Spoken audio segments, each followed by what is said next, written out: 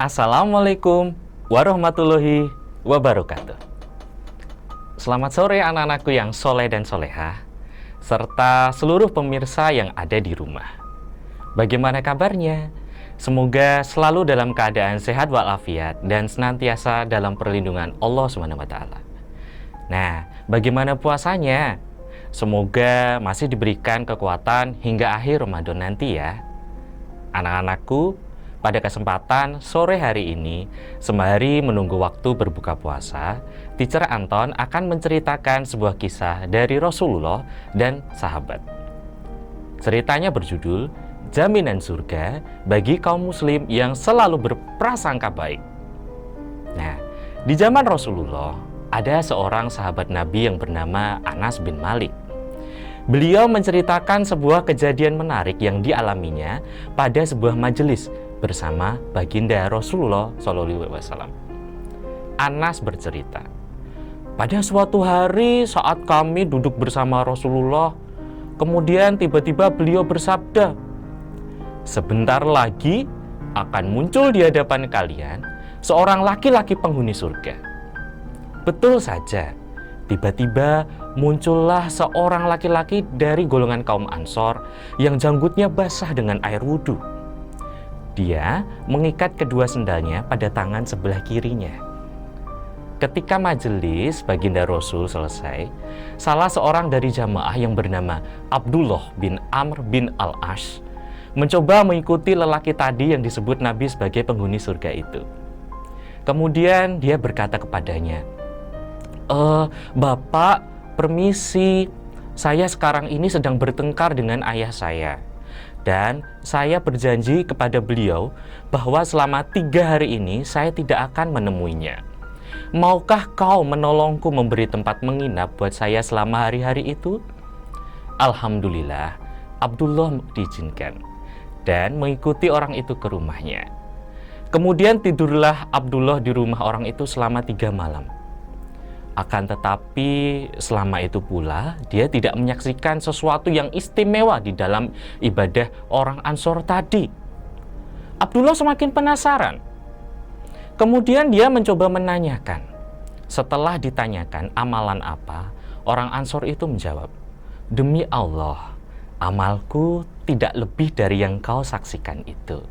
Hanya saja, aku tidak pernah menyimpan pada diriku niat yang buruk terhadap sesama muslim.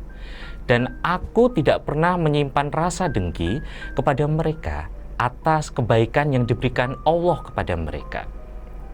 Kemudian Abdullah bin Amr berkata, ya Allah, ternyata beginilah bersihnya hatimu dari perasaan jelek terhadap kaum sesama muslim. Dan bersihnya hatimu dari perasaan dengki. Inilah tampaknya yang menyebabkan engkau insya Allah sampai ke tempat yang terpuji itu. Inilah justru yang tidak pernah bisa kami lakukan. Nah, kisah ini mengajarkan hal yang amat sederhana, yaitu mengenai delik-delik kehidupan sehari-hari kita. Namun, tampaknya agak sulit untuk dilakukan, yakni ajaran untuk selalu berprasangka baik kepada seluruh umat manusia, terutama kepada saudara sesama muslim. Artinya, berbaik sangka dan menghilangkan kedengkian kepada sesama muslim merupakan sebuah prasyarat untuk menjadi muslim yang baik. Muslim yang insya Allah akan bakal menjadi penghuni surga kelak. Dalam Al-Quran disebutkan bahwa tidak selayaknya suatu golongan mencela golongan yang lain karena bisa jadi golongan yang dicela itu lebih baik daripada golongan yang mencela atau yang menghina. Dikutip dari surah Al-Hujurat ayat 11. Jadi, anak-anakku yang soleh dan soleha serta seluruh pemirsa di rumah, amanah yang dapat kita petik adalah kita tidak boleh menyimpan prasangka jelek serta tidak boleh bersikap dengki terhadap orang lain. Hal ini kelihatannya sangat sederhana, bukan? Tetapi justru amal itulah yang sering sulit kita lakukan. Mungkin kita mampu berdiri di malam hari, sujud serta ruku di hadapan Allah SWT. Akan tetapi, amat sulit bagi kita menghilangkan kedengkian kepada orang lain. Baginda Rasulullah SAW menyebutkan bahwa salah satu tanda orang yang beriman ialah mempunyai kecintaan yang tulus terhadap kaum muslim dan sesama makhluk. Serta dalam riwayat yang lain, Baginda Rasul bersabda, agama adalah kecintaan yang tulus. Membenci, mendengki, berburuk sangka kepada sesama muslim yang berbeda pandangan tentunya tidak relevan jika kita memegang teguh titah dari Baginda Rasulullah.